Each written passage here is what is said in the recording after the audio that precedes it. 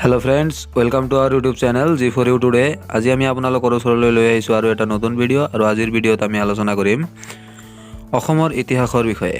আৰু অসমৰ ইতিহাসৰ বিষয়ে এই ভিডিঅ'টো অতি গুৰুত্বপূৰ্ণ হ'বলৈ গৈ আছে। চ' বলক ভিডিঅ'টো আৰম্ভ কৰোঁ। চ' ফ্ৰেণ্ডছ, কুৱেশ্যন নম্বৰ 1, অসম প্ৰদেশ কংগ্ৰেছ কমিটি কেতিয়া গঠন কৰা হৈছিল? ইয়াৰ উত্তৰ হ'ব অপশ্যন নম্বৰ বি, 1921 চনত। কুৱেশ্যন নম্বৰ 2, ধোধৰ আলি কাৰ ৰাজত্বকালত নিৰ্মাণ কৰা হৈছিল? ইয়াৰ উত্তৰ হ'ব অপশ্যন নম্বৰ বি, গদাধৰ সিংহৰ ৰাজত্বকালত। কুৱেশ্যন নম্বৰ 3, জয়সাগৰ টেংকটো তলত উল্লেখ কৰা কোনজন ৰজাৰ ৰাজত্বকালত খনন কৰা হৈছিল? ইয়াৰ উত্তৰ হ'ব অপশ্যন নম্বৰ এ, ৰুদ্ৰসিংহৰ ৰাজত্বকালত। কুৱেশ্যন নম্বৰ 4, অসমৰ পৰা পৃথক হৈ 1947 চনত পূব পাকিস্তানক দিয়া জিলাখন আছিল? Option number B, Sylhet. Question number 5, অসমৰ গেছ ক্ৰেকাৰ প্ৰকল্প কিমান চনত অনুমোদন হৈছিল? ইয়াৰ উত্তৰ হ'ব অপশ্যন নম্বৰ বি, 2006 চনৰ এপ্ৰিল মাহত।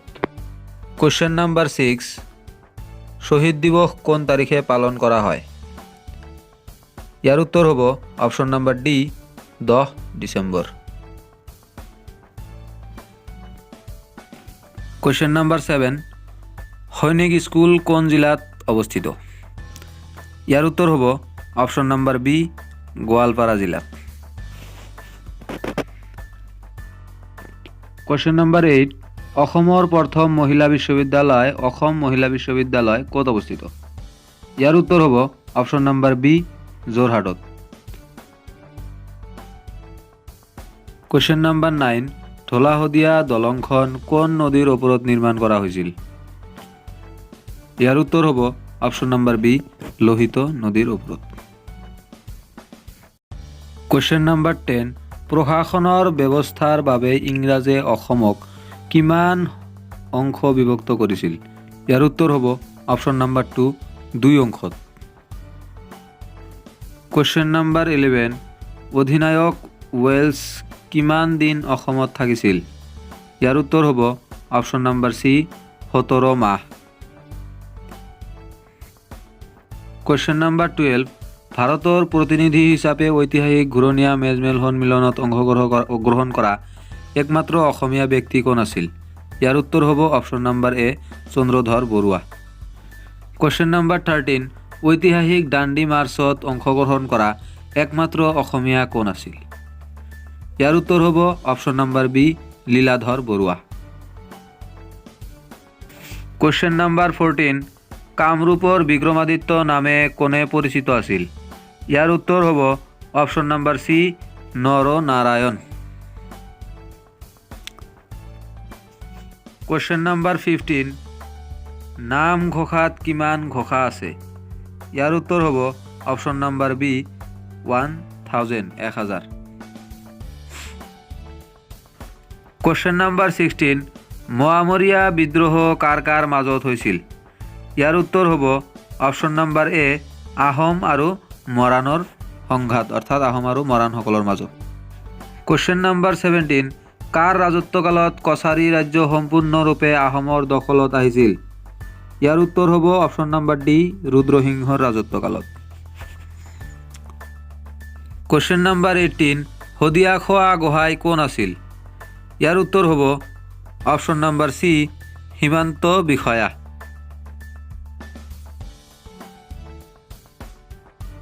কুৱেশ্যন নম্বৰ 19, কোন বংশৰ সময়ত মদন কামদেৱ মন্দিৰ নিৰ্মাণ কৰা হৈছিল? ইয়াৰ উত্তৰ হ'ব অপশ্যন নম্বৰ ডি, পাল বংশৰ ৰাজত্বকালত। কুৱেশ্যন নম্বৰ 20, প্ৰহ্লাদ চৰিত্ৰ কোনে লিখিছিল? ইয়াৰ উত্তৰ হ'ব অপশ্যন নম্বৰ এ, হেম সৰস্বতী।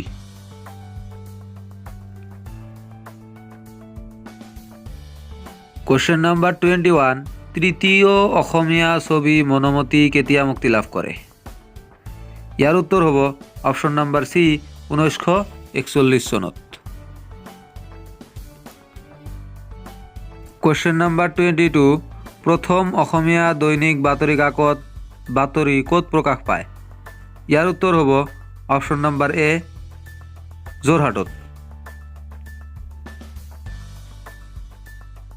কুৱেশ্যন নম্বৰ 23 তলৰ কোনখন অসমৰ প্ৰথম চৰকাৰী মহাবিদ্যালয়?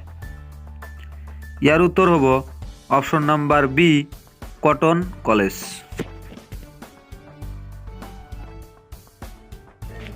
কুৱেশ্যন নম্বৰ 24 অসমত প্ৰথমবাৰৰ বাবে কেতিয়া অগপ ক্ষমতালৈ আহিছিল? ইয়াৰ উত্তৰ হ'ব অপশ্যন নম্বৰ বি 1985 চনত। কুৱেশ্যন নম্বৰ 25 অসমৰ প্ৰথম মহিলা মুখ্যমন্ত্ৰী সৈয়দা আনোৱাৰা টাইমুৰে কিমান দিন মুখ্যমন্ত্ৰী আছিল? ইয়াৰ উত্তৰ হ'ব অপশ্যন নম্বৰ চি 7 মাহ। কুৱেশ্যন নম্বৰ 26 অসমত প্ৰথমবাৰৰ বাবে ৰাষ্ট্ৰীয় খেল কেতিয়া আয়োজন কৰা হৈছিল? ইয়াৰ উত্তৰ হ'ব অপশ্যন নম্বৰ ডি 2007 চনত।